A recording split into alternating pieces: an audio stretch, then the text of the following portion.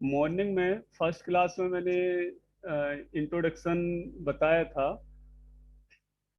और उस इंट्रोडक्शन में मैंने बताया था कि input output devices and related standard input function, standard output function, और थोड़ा इंट्रोडक्शन हेडर फाइल्स के बारे में भी बताया था।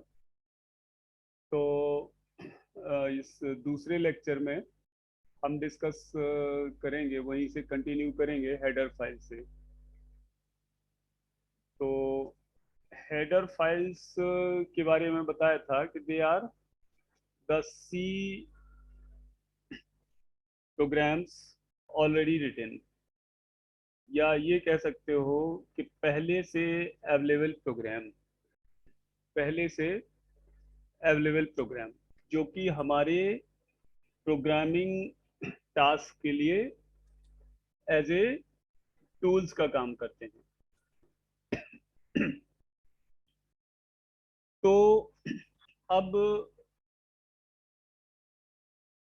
अभी क्या है कि पार्टिसिपेंट एंटर होते जा रहे हैं, तो मैं थोड़ा एक आध मिनट वेट करके इनको ऐड कर लेता हूँ, नहीं तो इनका छूट जाएगा।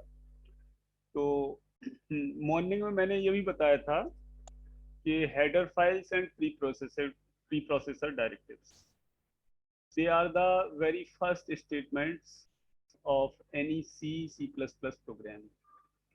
तो ये सबसे टॉप में लिखते हैं। और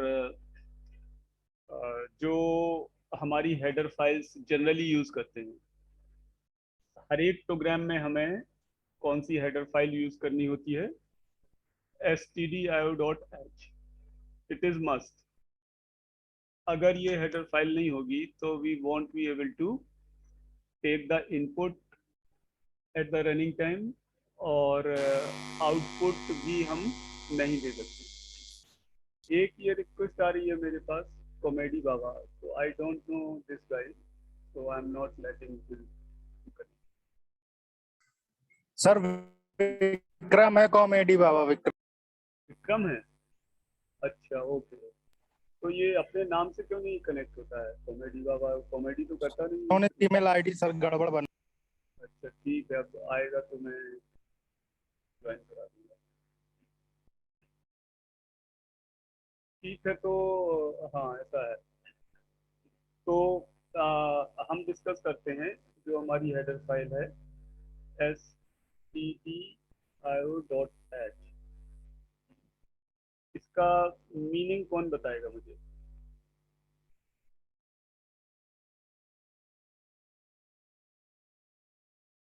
stdio.h जो फाइल है, एस कैप में हो गया, स्मॉल होता है।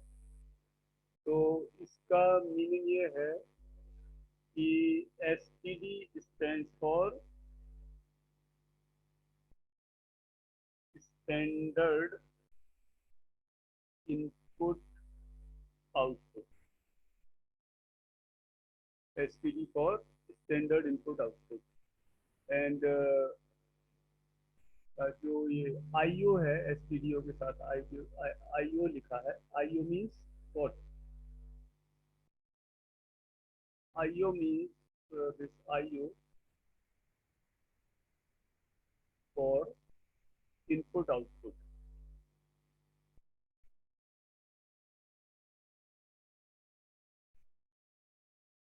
STD IO for. तो हाँ, अब मॉर्निंग में मैंने बताया था कि स्टैंडर्ड इनपुट आउटपुट क्या होता है, किसी को याद है?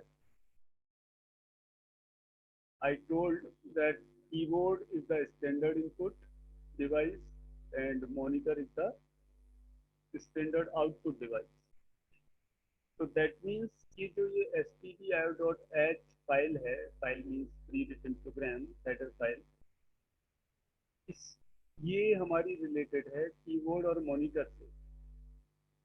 तो इसके अंदर जो फंक्शनैलिटी या जो मैटर है, या जो कमांड्स हैं, या हम कह सकते हैं कि जो इसके अंदर है कोडिंग, वो कीबोर्ड और मॉनिटर के लिए है। कीबोर्ड, मॉनिटर और उसके यूसेज के लिए। अब यहाँ डॉट एच से जो मतलब है वो होता है हेडर फाइल। डॉट एच और हेडर फाइल। तो हेडर फाइल्स में पहले से बहुत कुछ प्रोग्राम लिखे होते हैं और सेव होते हैं जो सी कंपाइलर के पास साथ हमारे पास इनबिल्ट होके आते हैं। तो अब जो ये कीबोर्ड और माउस सॉरी कीबोर्ड और मॉनिटर के लिए जो ये हेडर फाइल है, तो इसमें स्टैंडर्ड इनपुट आउटपुट की बात कर रहे हैं। तो मैंने बताया था स्टैंडर्ड इनपुट फंक्शन और स्टैंडर्ड आउटपुट फंक्शन। तो किसी को याद है क्या है standard input function, standard output function? Standard input and output functions, ये हैं हमारे स्कैनफ एंड प्रिंटफ, जैसा कि मैंने मॉर्निंग में बताया था। तो दैट मीन्स के इस stdio.h फाइल में जो कोड लिखा हुआ है वो स्टैंडर्ड इनपुट आउटपुट डिवाइस के लिए, यानी इसमें जो डेफिनेशंस हैं, जो कोड हैं, वो हैं कीबोर्ड और मॉनिटर के लिए। तो अगर हम अपने प्रोग्राम में कीबोर्ड और मॉनिटर की हेल्प लेना चाहते हैं, मॉनिटर किसके लिए है? आउटपुट के लिए। तो अगर हम चाहते हैं कि हमारे प्रोग्राम का आउटपुट डिस्प्ले हो, तो हमें printf फंक्शन यूज करना पड़ेगा। और printf फंक्शन अगर हम यूज करेंगे तो हमें stdio.h फाइल यूज करनी पड़ेगी। इसी तरह अगर हम इसी तरह अगर हम कीबोर्ड का यूज करना चाह रहे हैं अपने प्रोग्राम के रनिंग टाइम, यानी प्रोग्राम लिखते टाइम से हमारा मतलब नहीं है यहाँ। हमारा हमारा मतलब है स्लो। हमारा मतलब है कि वंस एक बार हमने प्रोग्राम को कंपाइल करके रन करा दिया, तो रन कराने के बाद अगर हमें कीबोर्ड की जरूरत पड़ती है इनपुट देने की, तो हमें स्कैन एफ यूज करना ही करना पड़ेगा। और स्कैन एफ और प्रिंट एफ के लिए जो प्रोग्राम है हेडर फाइल, वो stdio.h है। तो अगर हम स्कैन एफ या प्रिंट एफ या दोनों में से कोई फंक्शन भी यूज करना चाह रहे हैं अपने रनिंग प्रोग्राम में, तो हमें stdio.h फाइल इंक्लूड करनी पड़ेगी। और उसका सिंटैक्स तुम जानते ही हो, हैश इंक्लूड और inside the angle bracket stdio.h। तो ये बात तो हो गई stdio.h हेडर फाइल की। तो दूसरा हम आते हैं जो है वो conio.h। तो जनरली ये conio.h फाइल जो जनरली हम दूसरा यूज करते हैं, तो conio से मतलब है कंसोल इनपुट आउटपुट।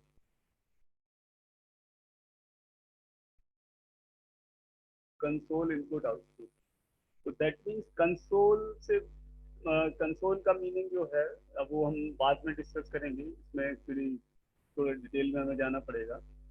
तो अब कंसोल इनपुट आउटपुट के जो यहाँ फंक्शन हम यूज करते हैं, जैसे एक तो क्लियर स्क्रीन है कि CLR फंक्शन, ये इसमें डिफाइंड है हमारा conio.h में, कि अगर हमने एक प्रोग्राम का आउटपुट देखा, फिर अगर दोबारा से रन कराया, दोबारा से आउटपुट देखा, तो एक सेकंड जरा, फोन आ रहा है मेरा, फोन।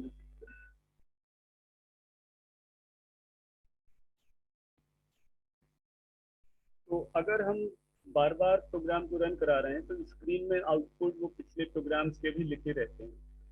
तो जिससे हमें क्या है, कई बार कंफ्यूजन हो जाता है, या ये देखने में कुछ प्रॉपर नहीं लगता। तो अगर हम conio.h फाइल का यूज करते हैं और क्लियर स्क्रीन फंक्शन यूज करते हैं अपने मेन के अंदर। तो हर बार जितनी बार हम आउटपुट देखेंगे हमें स्क्रीन बिल्कुल क्लियर मिलेगी पिछले प्रोग्राम की स्क्रीन। इसी तरह दूसरा फंक्शन हम यूज करते हैं गेट सी एच।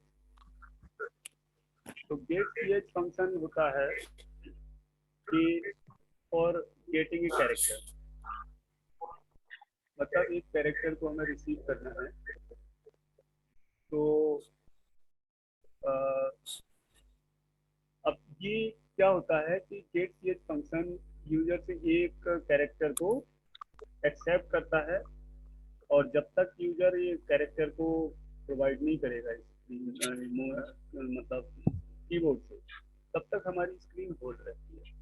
तो इसमें तुम लोगों ने देखा होगा कि जब प्रोग्राम तुम रन कराते हो, तो अगर गेट सी एच यूज नहीं करोगे, एक्चुअली ये जी कैप हो जा रहा है, but whenever we use the G it will be small K, clear screen get C H all will be the small K.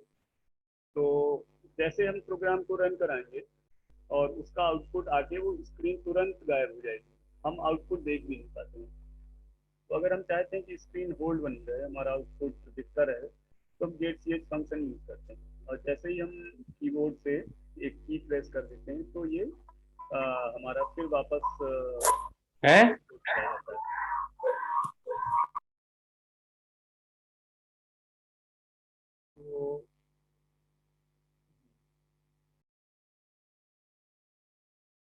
तो अब इसके बाद यहाँ भी देखो कोनियो है में, ये सी जहाँ भी कैप हो रहा है तो ये सब स्मॉल है, वो लिखते टाइम अपने आप कैप में ले लेता है। तो दो फाइल हमने डिस्कस करी एक्चुअली। जो हमारी फाइल है stdio.h, उसमें जरूरी नहीं है कि printf scanf फंक्शन ही है, और भी फंक्शंस होते हैं जिनको हम बाद में डिस्कस करेंगे। तो अब इसके बाद अब हम चाहें तो अपना एक छोटा सा सी प्रोग्राम लिख सकते हैं। तो लेकिन प्रोग्राम लिखने के पहले हम एक चीज के बारे में और बात करते हैं कि डेटा टाइप्स।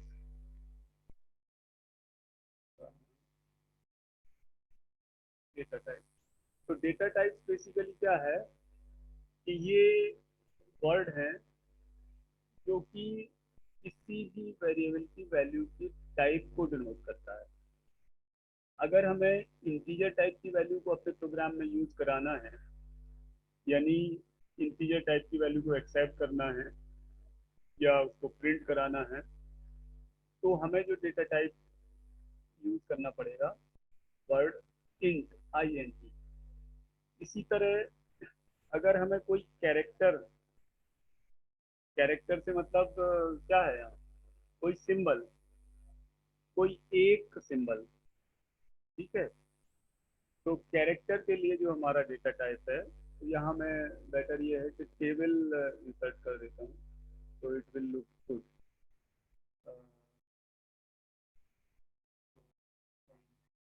वो ले देते हैं कॉलम, ठीक है।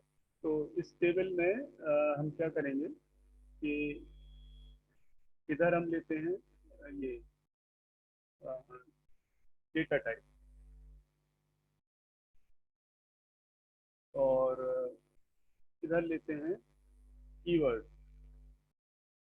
कीवर्ड से मीनिंग ये है कि किस टाइप की वैल्यू के लिए हमें क्या वर्ड यूज करना पड़ेगा। जैसे इंटीजर टाइप की वैल्यू के लिए हमें यूज करना है इंट, और ये जो अलग अलग डेटा टाइप है वो मेमोरी में अलग अलग बाइट लेते हैं। तो यहाँ पे हम लिख सकते हैं बाइट, कि मेमोरी में कितनी बाइट लेता है। और एक कॉलम और बनाते हैं, कॉलम और बनाना है टेबल टू, टेबल टू करके।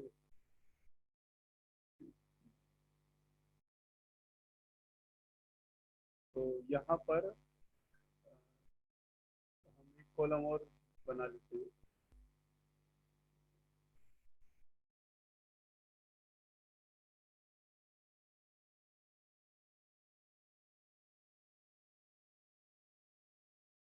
टेबल लाइन बन के आ रही है, तो मैं वैसे ऐड कर देता हूँ इस column, insert column to the right.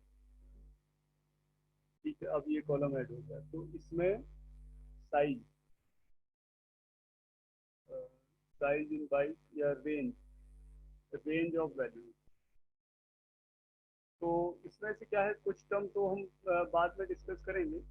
पहले हमारा मोटिव है कि एक प्रोग्राम को देखा जाए कि प्रोग्राम कैसे चलता है, कैसे कैसे लिखा जाता है। तो बाकी इन टर्म्स को डिटेल में हम देखेंगे बाद में। तो डेटा टाइप जैसे है हमारा, डेटा टाइप से मतलब टाइप ऑफ वैल्यूज से।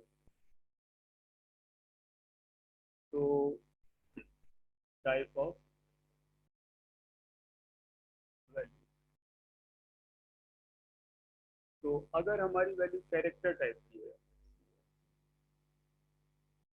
कैरेक्टर टाइप की, तो उसके लिए हमें कीवर्ड यूज करना पड़ेगा कैर, कैर या चार, कई लोग चार भी बोलते हैं इसको, तो कैर। और बाइट की मेमोरी में लेता है 1 बाइट, तो जिसकी रेंज होती है। अब बाइट और रेंज में क्या अंतर है, ये डिजिटल वो तुमने वो इलेक्ट्रॉनिक्स कन्वर्जन पढ़ा होगा, तो उसमें पढ़ा होगा।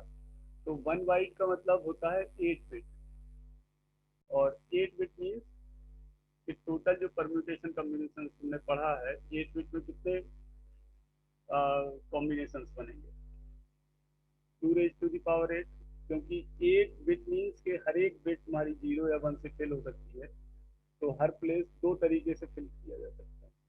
तो इस तरह 2 into 2 into 2 8 times, that means 2 raised to the power 8। या फिर हम बेटर कह सकते हैं कि कितना आया, 256। तो इसको क्या है कि आधा नेगेटिव में -127 टू, सॉरी, टू -128, 128 टू, और क्योंकि टोटल 256 वैल्यू होंगी ना, तो ये आएगा 127, मतलब आधी नेगेटिव में आधी पॉजिटिव में, आधी वैल्यू नेगेटिव आधी पॉजिटिव, तो टोटल 256 वैल्यूज हो गई। इसी तरह अगर हमें इंटीजर वैल्यू लेनी है, तो इंटीजर के लिए हम लिखेंगे कीवर्ड इंट। कीवर्ड से मतलब है कि फिक्स वर्ड। इस तरह सी लैंग्वेज में हमारे पास जो टोटल कीवर्ड्स होते हैं वो 32 होते हैं, 32 टोटल कीवर्ड्स आते हैं।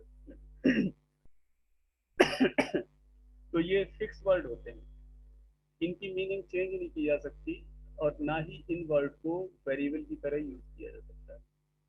जैसे हम वेरिएबल लेते हैं A B C Ram Shyam और ये सब, तो इंट करके कोई वेरिएबल नहीं दिया जा सकता। तो इसमें जो बाइट यूज होती हैं वो 2 बाइट हैं।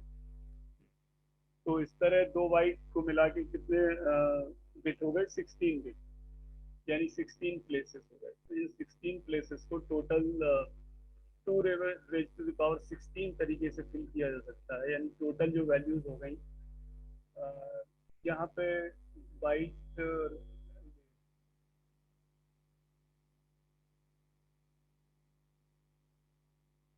एक कॉलम और ऐड कर देता हूँ मैं।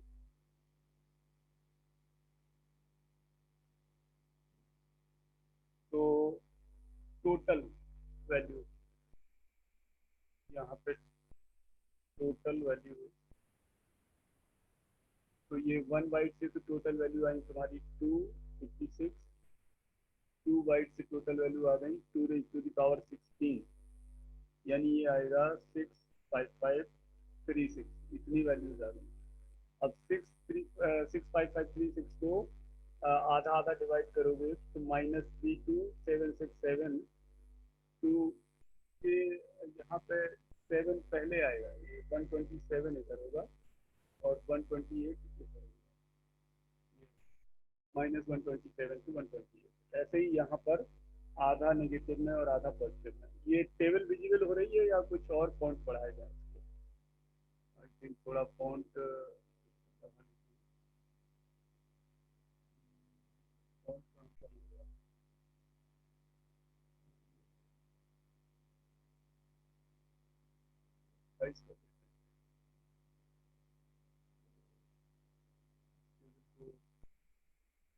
कीवर्ड हो गया, रिवाइज हो गया, तो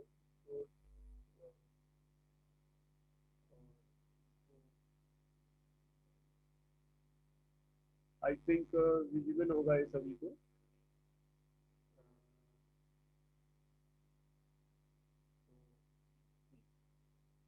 इस तरह 65536 टोटल वैल्यू इतनी होंगी, तो इसको आधा नेगेटिव आधा पॉजिटिव -32767 2 32768 ये रेंज होगी वैल्यू। इसी तरह जो रियल वैल्यू होती है, रियल वैल्यू जानते होंगे, रियल मतलब दशमलव वाली, डेसिमल वैल्यू, उसको यहाँ कीवर्ड जो यूज करते हैं फ्लोट। अगर कोई वैल्यू हमें ऐसी देनी है जिसमें हमें पॉइंट यूज करना है, जैसे 3.6 10 पॉइंट समथिंग, ऐसे दशमलव वाली वैल्यू, तो उसमें हमें कीवर्ड जो यूज करना पड़ेगा फ्लोट। अगर फ्लोट यूज नहीं करोगे तो तुम डेसिमल वाली वैल्यू नहीं यूज कर पाओगे। और उसकी जो बाइट यूज होती है यहाँ वो होती है 4। तो अब इस तरह इसकी रेंज भी बहुत बढ़ जाएगी, जो कि 2 raised to the power कितना होगा 32, जो कि बहुत सारी लंबी वैल्यू होगी, 21474 करके इस तरह की वैल्यू आएगी। इसके बाद जो नेक्स्ट डेटा टाइप है तुम्हारा, वो है डबल। तो डबल बेसिकली क्या करता है, एक तरह से फ्लोट ही है, जो बड़ी रेंज का फ्लोट है ना, तो वो 8 वैल्यू, सॉरी 8 बाइट, तो उसकी रेंज और बढ़ जाएगी। इसके बाद इसमें होगा लॉन्ग डबल।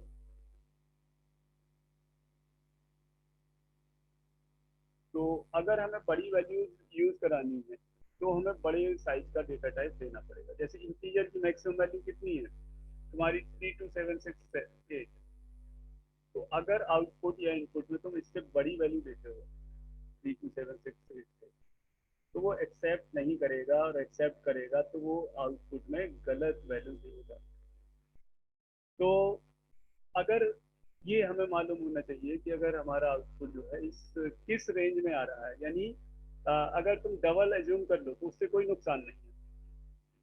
लेकिन इंटीजर में जैसे तुमने फैक्टोरियल निकाला, सपोज किसी नंबर 25 का फैक्टोरियल, तो वो तो बहुत बड़ी वैल्यू आएगी क्योंकि इस रेंज से बाहर होगी, तो उसका आंसर सही आएगा ही नहीं तुम्हारा, कुछ ना कुछ गड़बड़ वैल्यू आएगी, क्योंकि वो कंप्यूटर की मेमोरी के, इंटीजर की मेमोरी से बाहर ही है। तो जब मेमोरी में उतना फुल होगा ही नहीं, तो जितना वो भर जाएगा उतना जो बचेगी वैल्यू उसमें वो दिखा देगा। तो अब इन पे हम फिर से थोड़ा डिटेल में डिस्कस कर लेंगे। इस तरह से तुम्हें बताया है कि जो जनरल डेटा टाइप होते हैं वो character, integer, real, float, double, long double, इस तरह के यूज होते हैं। तो और हाँ, ये जो क्लास है ये तुम्हारी क्या है कि तुम्हारे अपने बेनिफिट के लिए, इसमें तो ठीक है, ये हो गया डेटा टाइप। अब इसमें एक टर्म आ रहा है कीवर्ड।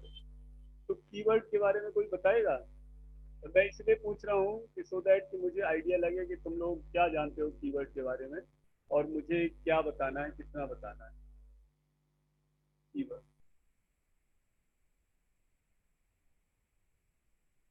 कोई है तुम लोगों में से बताने वाला? तो कीवर्ड्स बेसिकली क्या है, they are also called as reserve word. Reserve word, reserve word से मतलब कि these are the fixed words, fixed, that means meaning is already defined, उनकी मीनिंग पहले से ही डिफाइंड है।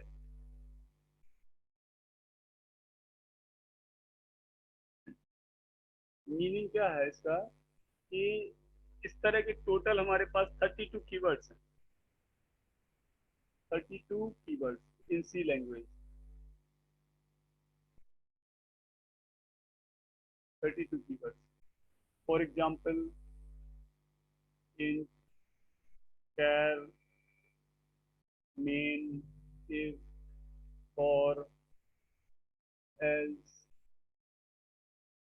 केस, स्विच,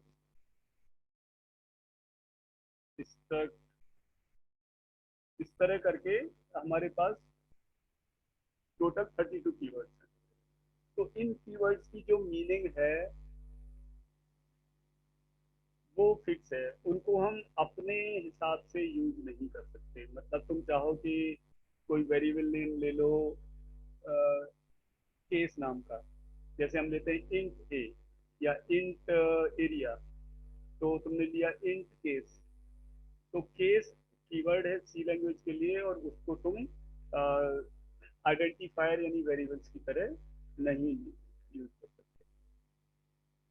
तो कीवर्ड्स हो गया। उसके बाद हम आते हैं इस पे अपना, क्या बचा, एक होता है एस की वैल्यू। एस की वैल्यू, तो एस का वैल्यू क्या होती है कि टोटल जितने भी कैरेक्टर्स हैं, तुम्हें कीबोर्ड में जितने भी सिंबल्स दिखते हैं, जैसे capital A to capital Z, small A to small Z. अब ये ध्यान रखो कि स्मॉल ए और कैपिटल ए अलग है प्रोग्रामिंग के पर्पज से। अगर तुमने दो वेरिएबल लिए हैं, एक लिया है कैपिटल ए नाम से, एक स्मॉल ए, तो दोनों अलग अलग ट्रीट होंगे सी लैंग्वेज में। तो इस तरह हमारे बहुत सारे कैरेक्टर्स है ना, जो जितने भी सिंबल्स दिख रहे हैं तुम्हें कीबोर्ड में, कुछ ऐसे सिंबल हैं जो नॉन प्रिंटेबल हैं। ये तो प्रिंटेबल हैं जिनको हम लिख पा रहे हैं। नॉन प्रिंटेबल क्या है, जैसे एंटर की है, तो उसको प्रिंट कर ही नहीं सकते। एंटर की में क्या प्रिंट करोगे, तो एंटर है तो एंटर है। जैसे स्पेस बार है, उसका क्या है प्रिंट करने का, कुछ नहीं। इसी तरह बहुत सारी की है, स्लैश है, ब्रैकेट है, कर्ली ब्रेस है। जैसे ये लिख दिया हमने, ये लिख दिया, डैश लिख दिया, प्लस लिख दिया, और स्लैश लिख दिया। तो इस तरह जो है एग्जिट टोटल हमारे पास 256 कैरेक्टर्स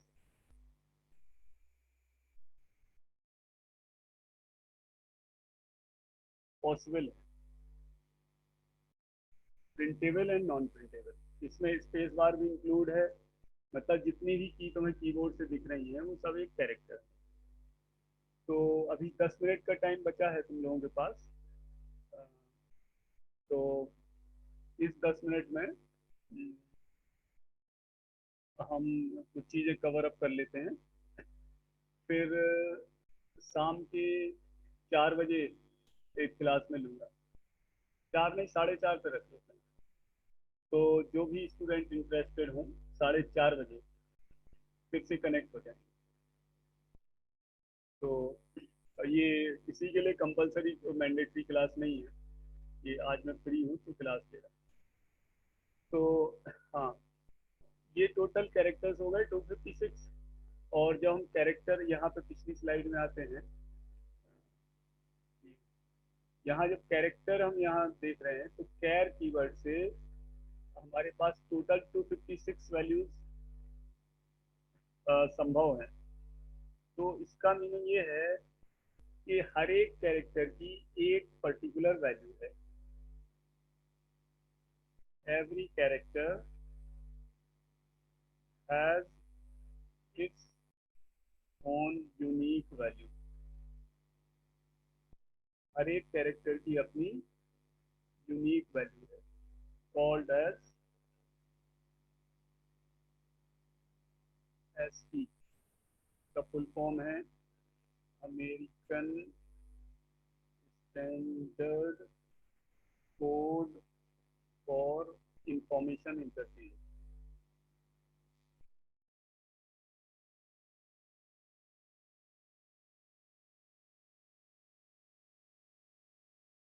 तो ये हम जो अमेरिकन डिस्कस कर रहे हैं, this is pre first programme.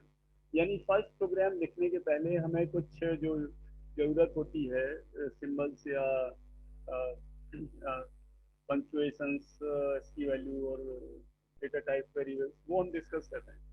इसको ऐसे मानो कि जैसे तुम्हें कोई व्हीकल ड्राइव करना सीखना है, कार वगैरह, तो ये थोड़ी है कि तुम पहले ही दिन उस पर बैठे और गियर लगाया चलते बने। तुम्हें बहुत सारी चीज़ों का आइडिया लेना है, एक एक चीज़ बारी बारी से सीखनी, तब जाके तुम चलाने के काबिल होते हो। तो यही चीज़ यहाँ है कि पहले हम कुछ एक टर्म्स डिस्कस कर लेंगे, फिर जो 4:30 पे क्लास होगी उस क्लास में मैं फर्स्ट प्रोग्राम बना के यहाँ बताऊंगा कि प्रोग्राम को किस ऑर्डर में लिखना है, कैसे लिखना है, क्या करना है। तो इसमें जो एस की वैल्यूज हैं, हाँ, जो मैंने बताया कि हर एक कैरेक्टर की अपनी एक वैल्यू है और उस वैल्यू को एस की वैल्यू बोलते हैं। तो जैसे फॉर एग्जांपल कैपिटल ए की वैल्यू है 65, कैपिटल बी है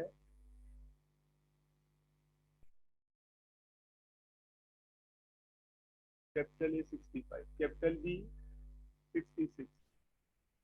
इसी तरह चलते जाएंगे तो कैपिटल जेड की कितनी आ जाएगी, 90। इसी तरह स्मॉल ए की अलग वैल्यू है, स्मॉल बी की अलग है, स्मॉल जेड की अलग है। तो स्मॉल ए की 97 है। तो यहाँ अगर हम देखें तो हम क्या है, एक सी प्रोग्राम बना सकते हैं जिसमें सभी कैरेक्टर्स की एस की वैल्यू प्रिंट होके आ जाएगी। अब जो ये एस का ही वैल्यू है हर एक कैरेक्टर की, ये फिक्स है हर एक प्रोग्रामिंग लैंग्वेज में। मतलब कैपिटल ए की वैल्यू जो 65 है एस की वैल्यू, तो वो हर एक कोई भी प्रोग्रामिंग लैंग्वेज पर यूज करो दुनिया की, सब में 65 रहेगी। अब ये वैल्यू कैसे यूज करेंगे, जब हम प्रोग्राम बनाएंगे तब उसमें देखेंगे कि how to use these value. इसी तरह जीरो की अलग वैल्यू है, वन की अलग है, टू की अलग है। एज ए कैरेक्टर अगर तुम जीरो की प्रेस कर रहे हो तो जो ये की प्रेस है इसकी वैल्यू एक्सप्रेस होती है एसकाई वैल्यू के फॉर्म में, सिंबल्स की। मतलब सिंपली कि जैसे सिंबल तुम्हें परसेंटेज सिंबल दिखता है, तो परसेंटेज सिंबल की अपनी अलग एस की वैल्यू है। अगर तुमने यहाँ से स्पेस बार प्रेस किया तो स्पेस बार एक अलग सिंबल है, उसकी एस की वैल्यू 32 है। तो ये है हमारी एस की वैल्यू। उसके बाद हम इस पे आते हैं वेरिएबल्स पर। यहाँ डिस्कस करेंगे वेरिएबल्स। तो वेरिएबल्स क्या होते हैं, वेरिएबल्स आइडेंटिफायर।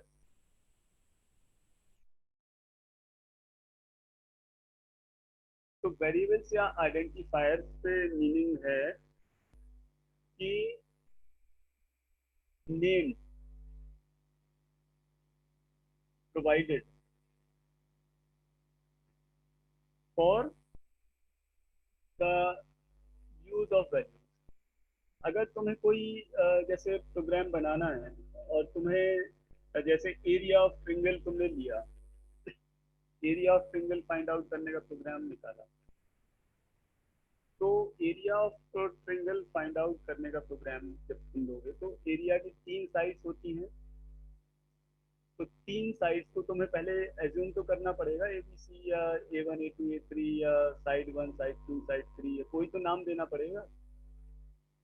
तो उन नाम को जो देते हैं हम, तो वो हैं हमारे वेरिएबल्स या आइडेंटिफायर्स।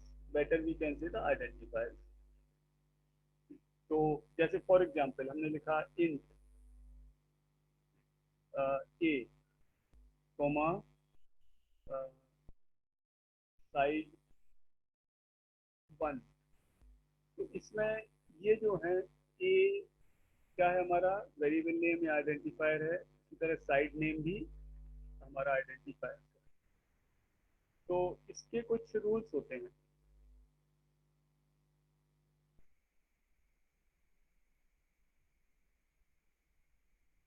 तो ये ठीक है, तो अब इसके रूल्स जो हैं आइडेंटिफायर्स के, वो रूल्स ये हैं कि पहला तो ये है कि जो नाम हमारा स्टार्ट होगा वो अंडर स्कोर या अल्फाबेट से ही स्टार्ट होगा, यानी स्टार्टिंग कैरेक्टर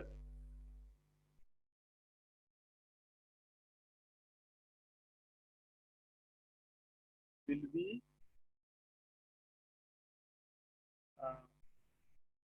आइदर अल्फाबेट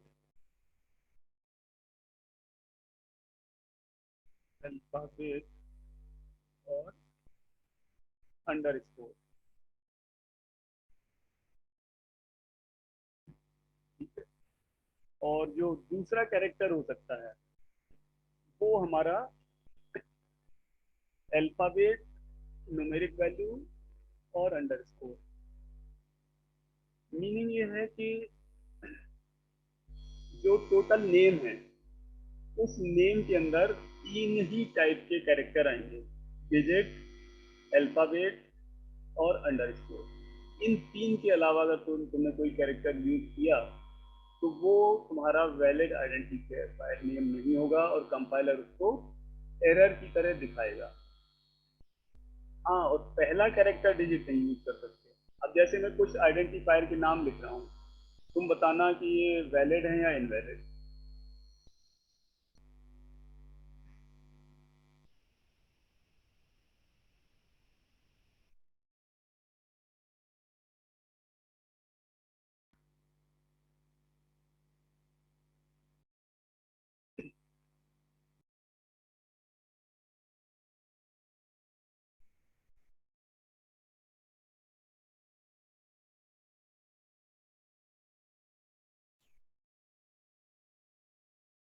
अब ये चार नाम लिखे हुए हैं आइडेंटिफायर से, कौन बताएगा इसमें कौन कौन वैलिड है?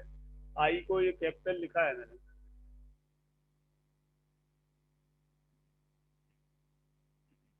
कौन से वैलिड नेम है कौन से इनवैलिड है?